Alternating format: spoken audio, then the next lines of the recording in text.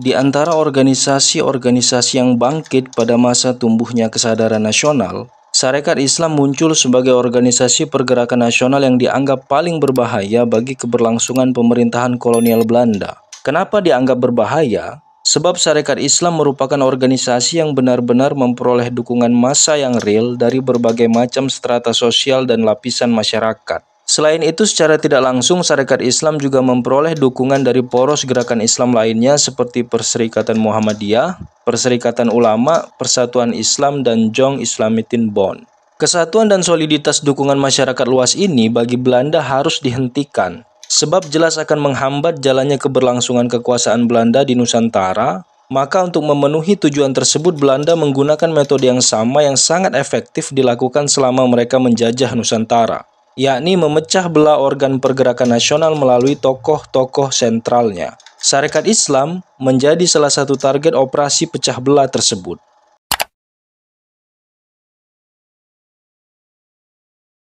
Hendrikus Josephus Franciscus Mary Sniflit adalah sosok tokoh yang berperan sangat penting atas sumber perpecahan di tubuh organisasi Sarekat Islam. Sniflit adalah tokoh Belanda yang berhaluan Marxis dan memiliki misi mengembangkan ideologi komunisme di tanah Hindia Belanda pada masa itu. Aksi Sniflit dan kawan-kawan dimulai dengan mendirikan Indische Social Democratische Vereniging atau disingkat sebagai ISDV pada tahun 1914 Masehi di Surabaya. Namun pengaruh ISDV di Surabaya hanya berkutat di kalangan bangsa Belanda saja dan tidak dikenal oleh kalangan pribumi sama sekali. Dengan pertimbangan tersebut, akhirnya Sniflit memindahkan basis ISDV ke Semarang pada tahun 1916 Masehi, diikuti dengan mulai aktifnya Sniflit pada organisasi Serikat Buruh Kereta Api dan Tram atau Vereniging Spoor en Tramweg Personeel yang disingkat sebagai VSTP. Di VSTP inilah untuk pertama kalinya Sniflit membina kader yang berasal dari kalangan pribumi yang terdiri dari Samaun, seorang buruh kereta api berusia 17 tahun pindahan dari Surabaya, dan masuk pula kemudian Darsono, Alimin Prawirodirjo, dan Tan Malaka. Pemilihan Semarang sebagai basis pengembangan komunisme oleh Sniflit untuk selanjutnya memecah organ Sarekat Islam adalah keputusan yang jenius. Selain diuntungkan dengan adanya basis massa buruh kereta api yang diwadahi oleh VSTP, Samaun dan Darsono yang merupakan kader Sarekat Islam Semarang dan bersedia menerima ideologi Marxis juga menjadi angin segar bagi Sniflit untuk bisa melakukan penetrasi ke dalam Sarekat Islam. Menguasai VSTP diharapkan mampu mempercepat penyebaran ideologi Marxis di wilayah jalur kereta api. Secara geografis, Semarang juga dijadikan model kota pembelah secara politik dengan tujuan memutus kontak politik pimpinan Sarekat Islam Surabaya, Jawa Timur dengan pimpinan serta massa pendukung Sarekat Islam di Bandung, Jawa Barat.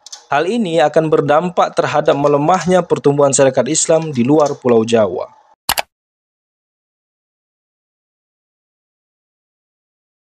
Pada tahun 1918 Masehi, Sniflit ditarik kembali pulang ke Belanda, dan selanjutnya kepemimpinan ISDV diberikan kepada Samaun.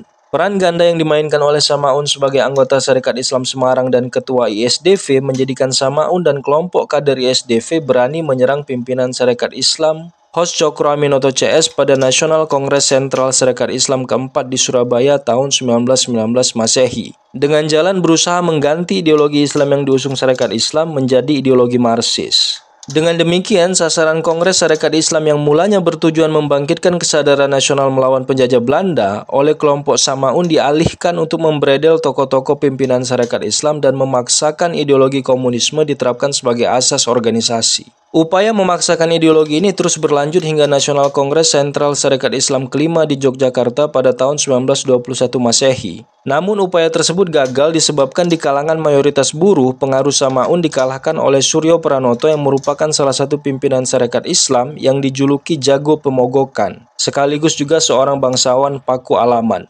Kegagalan Samaun dan Darsono pada Kongres kelima ini akhirnya membuat mereka mengubah Sarekat Islam Semarang menjadi Perserikatan Komunis di India atau disingkat sebagai PKI pada tanggal 23 Mei 1920 Masehi. Dengan nama awal Perserikatan, PKI terlahir dalam tubuh organisasi Sarekat Islam yang sedari awal sebelum didirikan bertujuan mengubah Sarekat Islam menjadi organisasi berhaluan Marxis.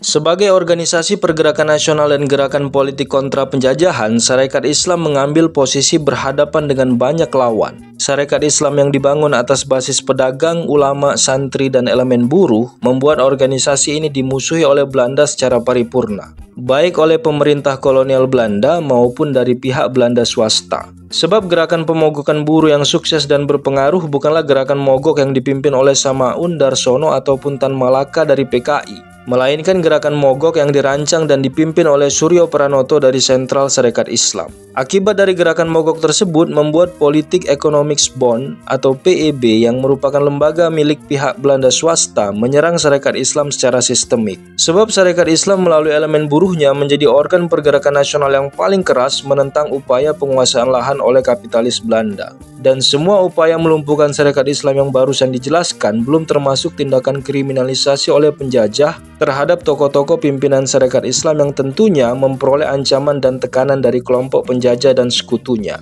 Semoga konten kali ini bermakna. Mari komen di bawah apa pelajaran yang bisa kita petik. Jangan lupa like, share, dan subscribe jika kamu merasa konten ini bermanfaat. Akhir kata, salam takzim.